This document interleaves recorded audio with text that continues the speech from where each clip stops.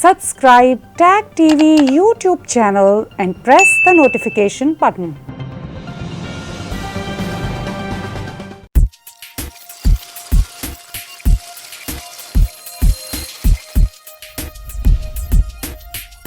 You're watching Tag TV.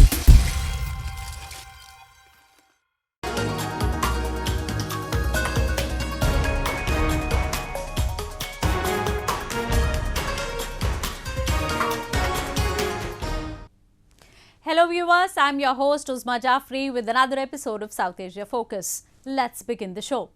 While thousands have perished due to deadly COVID-19 in past 6 months, the human spirit has not given into the expanding crisis and the fear it has induced.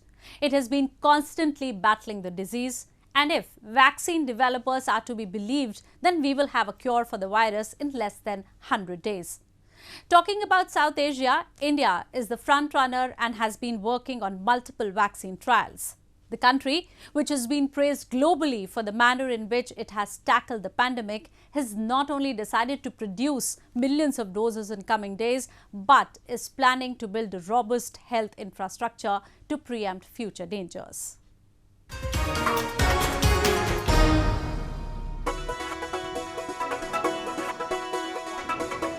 From imposing one of the biggest and stern lockdowns to constantly ramping up the COVID-19 infrastructure, India has taken best foot forward in dealing with the deadly disease that has claimed nearly 800,000 lives globally. The country with the biggest population count after China, the alleged perpetrator has registered a recovery rate of over 71%, with the fatality rate dropping below 2. A considerably lower number against fatality rate of 5.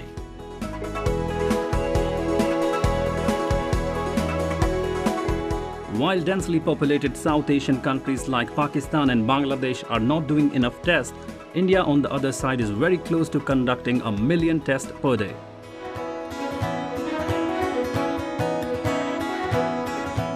While New Delhi had allowed its Serum Institute of India, the world's largest manufacturer of vaccines by volume, to conduct clinical trials of a vaccine candidate developed by Oxford University. Prime Minister Narendra Modi recently apprised the nation about the multiple vaccine projects India was working on.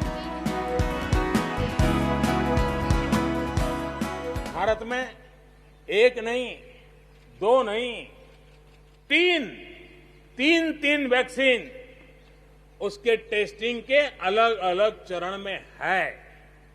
वैज्ञानिकों से जब हरी झंडी मिल जाएगी, बड़े पैमाने पर production होगा और उसकी तैयारियां भी पूरी तरह रेडी हैं और तेजी से प्रोडक्शन के साथ वैक्सीन हर भारतीय तक कम से कम समय में कैसे पहुंचे, उसका खाका भी तैयार है, उसका रूपरेखा भी तैयार है। Despite its massive size, the country hasn't faced any hospitalization crunch so far. The combined efforts of both government and citizens have ensured that COVID positives find both medical attention and isolation in time. From world's largest quarantine centers to private isolation wards, Indians have united in the fight against the pandemic.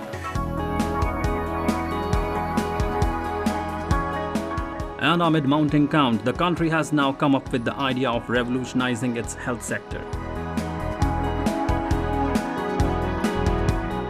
New Delhi aims to connect every Indian through a digital health card to minimize the problems people face during the treatment.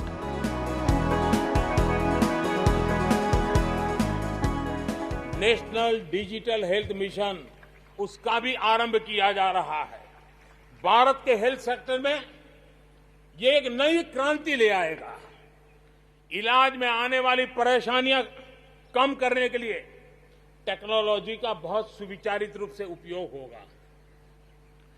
प्रत्येक भारतीय को health ID दी जाएगी। ये health ID प्रत्येक भारतीय के स्वास्थ्य खाते की तरह काम करेगी। India's flagship healthcare scheme, Ayushman Bharat, already provides a free access to healthcare to nearly half of its population. Meanwhile, the authorities have further eased on the restrictions that were put in place to stem the spread. The hotels that faced sustained lockdown owing to an overwhelming rise in the corona cases have now been green flagged to resume their services. Again, in the country's share market is also a sign that India is slowly but definitely returning to the social as well as economic normal.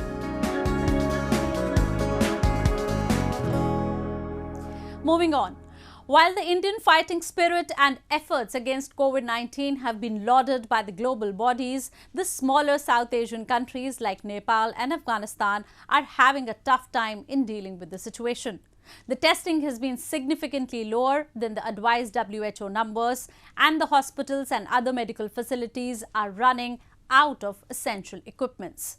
Similar situations have developed in Pakistan and Bangladesh, where even the densely populated cities and suburbs have not been able to find the real numbers of patients owing to a poor testing rate.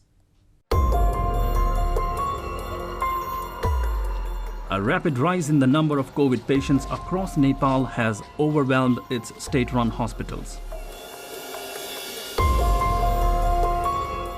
The weak health system of the country has been exposed as facilities have run out of beds and ventilator, with people running pillar to post for their treatment. The government has imposed a severe lockdown in the Kathmandu Valley. Transportation and gatherings have been banned, with transgressor facing a monetary fine or jail time for flouting restrictions. Earlier, to curb the spread of the virus, the Himalayan nation had enforced a nationwide lockdown in March and had put its 30 million citizens under lockdown for 4 months. However, with the easing of curbs in Kathmandu city, more people came to the capital, which led to a rise in the number of coronavirus cases.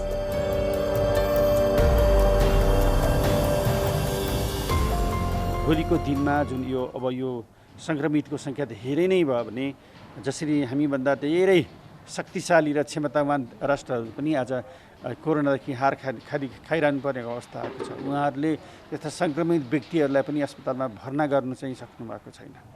थुप्रै नेपालीहरू पनि अहिले पनि PCR positive भए पनि विदेशमा आफ्नै कोठामा बसेर चाहिँ आराम गरिरहेको अवस्था छ। त उहाँहरूलाई खाली यो उहाँको चाहिँ रोगमा धेरै समस्या पर्यो, अर्थात् उहाँलाई चाहिँ अस्पतालमै भर्ना गर्नुपर्ने भयो, अक्सिजनै दिनुपर्ने भयो, अथवा सास फेर्न गाह्रो नै भयो भने आइसियुमै भर्ना गर्नुपर्ने अवस्थामा मात्रै उहाँहरूलाई चाहिँ भर्ना गरेको अवस्था छ। These conditions have forced the government of Nepal to ask its citizens to quarantine themselves at home. Seemingly, the authorities were left with no options but to restrict people's movement. Meanwhile, in Afghanistan, a weaker health system hasn't been able to find the real number of patients in the country. Experts say the country, which has reported nearly 1,400 deaths till date, hasn't been able to find the real numbers owing to its weak capacities and over-reliance on foreign aid. In spite of an over 6-month health crisis, the country has managed to perform only a little over 100,000 tests. د کرونا ارقام نن 488 ټیسټونه په ټول دولتي لابراتوارونو کې شوي دي چې په دې 488 معایناتو کې 48 مثبت واقعي موږ لرو. Real testing data for country is not available, and humanitarian societies say the number could be much more than what is available in the public domain. Testing numbers in other South Asian countries like Bangladesh too have declined. Dhaka introduced high testing fee in July, which has created more obstruction in finding the real numbers and stemming the spread of the virus. Pakistan, which has suffered huge economic jolts in past few months, has reopened its economy and traffic. Islamabad has allowed all domestic and international flights to resume operations. While it has brought a relief in the Pakistan markets, the government, it seems, has not done enough to contain the spread and in fact has deliberately pushed its people to vulnerability.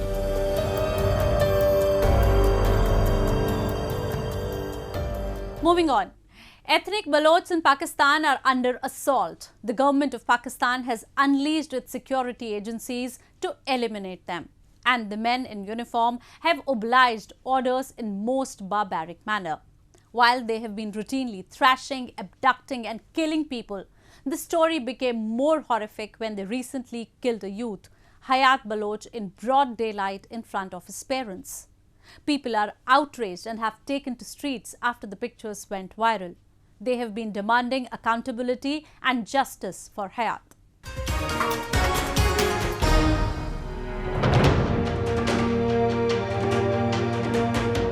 8 bullets, point blank.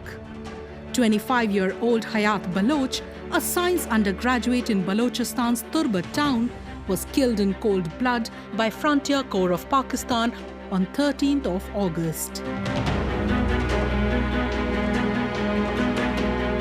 Reason? His Baloch identity. Or to be precise, he was a Baloch youth. A section Pakistani authorities consider a threat to their repressive agenda and genocidal missions in the region and has been targeting in the name of actions against armed rebels. The killing has sparked unprecedented protests with people gathering in thousands across the province. The size of the demonstrations is expanding each day, and the Baloch say they will not call it off until the perpetrators are brought to justice.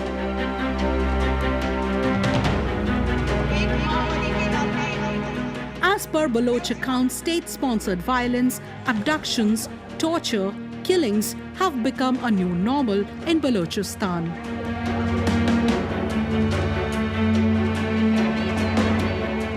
एक मावली के नाते मैं उस माँ की दर्द को समझ सकती हूँ जिससे अपने आंखों के सामने अपना बेटा खोया। इस बेदर्दी से उसी के सर का दुपट्टा खींच के उसकी आंखों को बांधा गया। आज हाथ खोल गया, उसको मारी गई।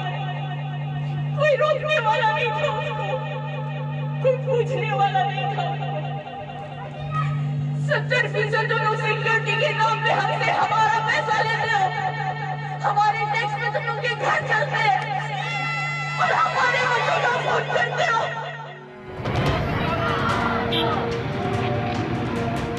Social media has been simmering with the anti-Pakistan posts and videos. The calls made by the local leaders to come out in large numbers have resonated with the masses, and they have provided a massive strength to the movement. A criminal silence from Islamabad has only validated the accusations. Data collected from different local and international agencies confirm to Baloch plights and charges. They say over 53,000 Balochs have disappeared till date, and the establishment is not sparing even the women and children. Baloch also say that authorities have adopted new tricks to execute extrajudicial killings, label them as rebels working against the interest of the country.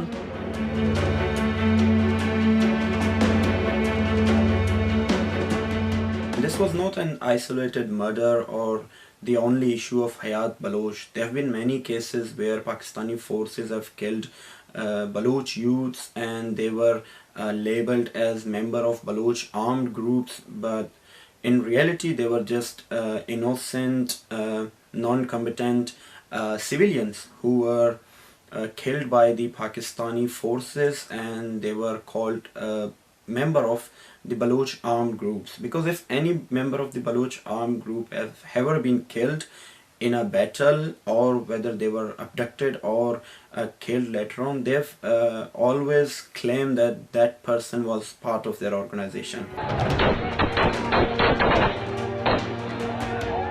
It is not just the state forces. but the establishment has been using mercenaries, also known as death squads, to carry out the genocide in the region. Only a few weeks back, the Brahms episode had shaken the conscience of humanity. And now, this brutal Hayat killing. Balochistan is literally turning into a human graveyard.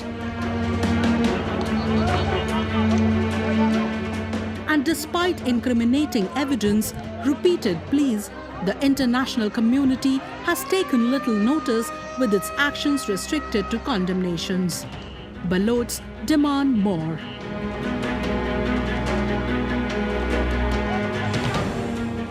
It's a pity that international powers have been selective when it comes to human rights. They fail to acknowledge there is a systematic and slow genocide going on in Balochistan. But we will keep on reminding them that the human rights violation in one part of the world are not isolated events, but they will have long-term implication. Pakistan has been obliging to Chinese instructions, which has made a multi-billion-dollar investment in the region. And now, both Beijing and Islamabad are in cahoots in Baloch depredation and elimination. Balochs say they have resorted to a multi-pronged strategy to reclaim their rights and honor. However, with little political support and limited resources at hand, they say only international intervention can help their movement gain strength.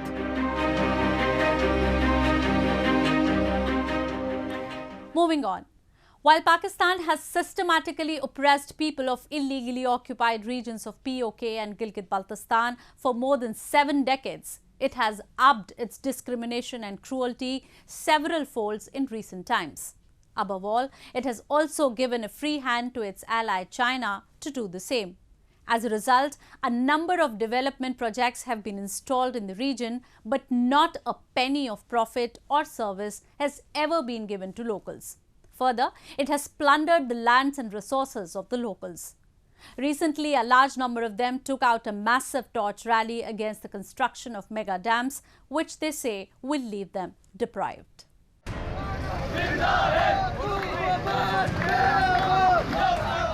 The people of illegally occupied POK took to streets in Muzaffarabad city as they held a massive torch rally to oppose the construction of mega dams by the Chinese firms on the Neelam Jhelum river.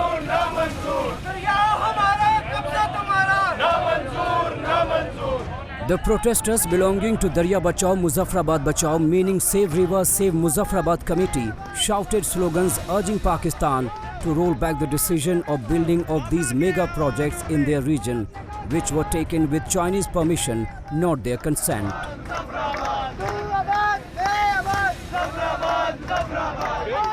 The head of the committee said that they will not give in to any political or administrative manipulation and will continue their demonstrations until the construction site is shut with companies gone.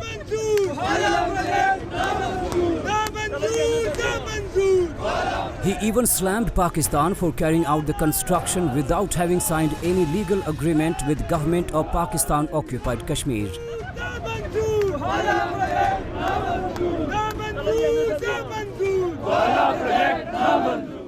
ये tunnel जो है हमारी मर्जी से नहीं बना, हमारे consent से नहीं बना, गवर्नमेंट के साथ किसी एग्रीमेंट के बगैर बना है। इसकी कोई लायबिलिटी हमारी नहीं है। अगर हमारी मर्जी के बगैर किसने आपकी ज़मीन पे एनक्रोच करके कब्जा करके कोई इन्वेस्टमेंट की है तो उसके जिम्मेदार के लोग नहीं हैं। Pakistan and China have signed agreements to construct Azad Patan and Kohala hydropower projects in Pakistan-occupied Kashmir, which the locals say will bring a multi-pronged crisis in the region.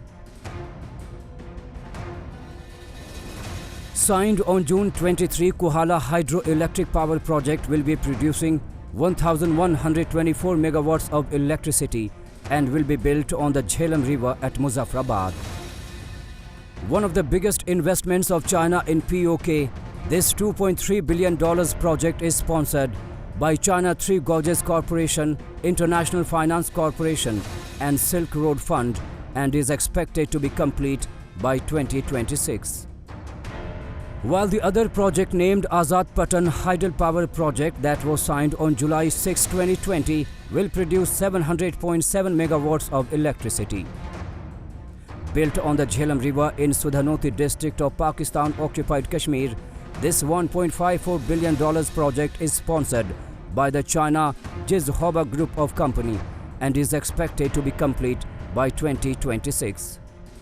As per the political activists from the region, this high Chinese presence in the area in the form of massive construction of dams has threatened the very existence of the locals by diverting the river waters and severely affecting the biodiversity of the region. ये जो मुजाहरा हुआ है मशल बरदार मुजफ्फराबाद में, ये कोई पहले मुजाहरा नहीं है। मुजाहरे तो एक तवील अरसे से हो रहे हैं लेकिन उनकी सुनवाई नहीं हो रही। ये जो चाइना की थ्री गॉर्जेस कॉरपोरेशन है, इसके साथ मिलकर ये बिलियंस ऑफ डॉलर्स का प्रोजेक्ट है। कोहाला हाइड्रो पावर प्रोजेक्ट और नीलम झेलम हाइड्रो पावर प्रोजेक्ट, और इसकी वजह से उन्होंने दरियाओं के रास्ते चेंज कर दिए, जिसकी वजह से नंबर 1 मुजफ्फराबाद का और इर्द गिर्द के जो इलाके हैं उनका जो दर्जा हरारत है, टेम्परेचर है, वो बहुत ज़्यादा बढ़ गया है। Pakistan has been manufacturing lies and floating propagandas regarding the region, but the truth is that people have been leading a life of misery owing to Islamabad's exploitative designs. And now with China too joining in, the quality of life of people is only going to deteriorate. Now let's talk about India once again, the land of religious and cultural diversity where a large number of people from all faiths live and practice their rituals in harmony.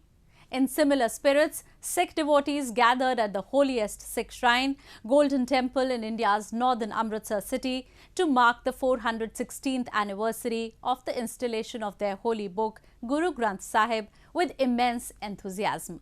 Let's take a look.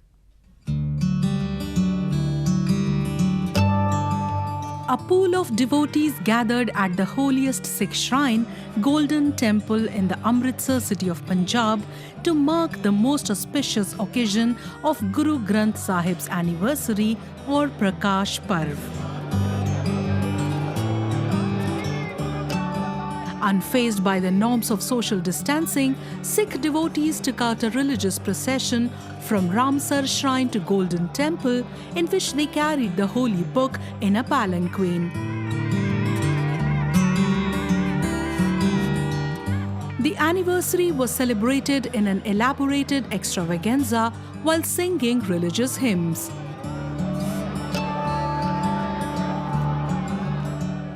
हर साल की तरह ही अज इस साल भी बहुत सारी संगत बहुत ज़्यादा रौनकां ने जी। ये जिहड़ा प्रकाश गुरपुरब है, समुचियां अमृतसर दियां समुचे देश दियां संगतां बड़े वड्डे पद्धर ते शरधा उत्साह नाल मनाउंदियां जी। अज भी हुण इत्थों अरदास हुकमनामा हो के महाराज दे सरूप लेके जाण वास्ते पालकी साहब सज्जी है। पालकी साहब दे विच इत्थों जिहड़ा संगतां आप पालकी साहब नूं लैके उत्थे दरबार साहब पहुंचणगे। वाहिगुरू जी का Khalsa Waheguru. At night, the Golden Temple was illuminated with colorful lights and the skies were filled with fireworks. The devotees offered their prayers, lit lamps and candles despite the coronavirus scare to mark the anniversary.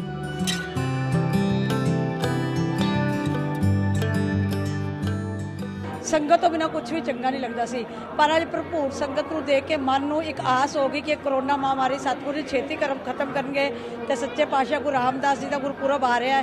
बाकी जिहड़ियां रहिंदियां संगतां तरस रही है दर्शनां लई, वो भी जल्दी तो जल्दी इत्थे आके दर्शन निशान करनगे ते गुरु घर दियां खुशियां प्राप्त करनगे।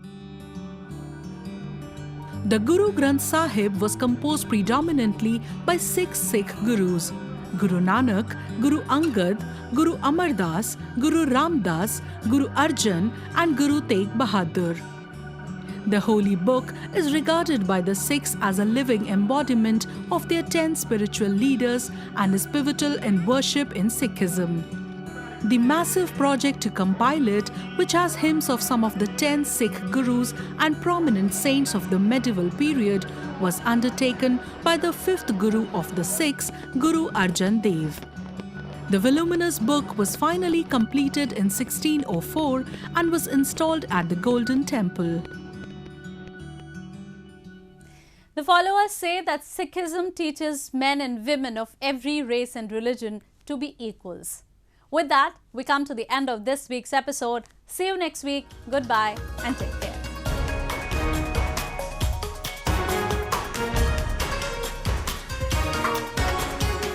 Subscribe Tag TV YouTube channel and press the notification button.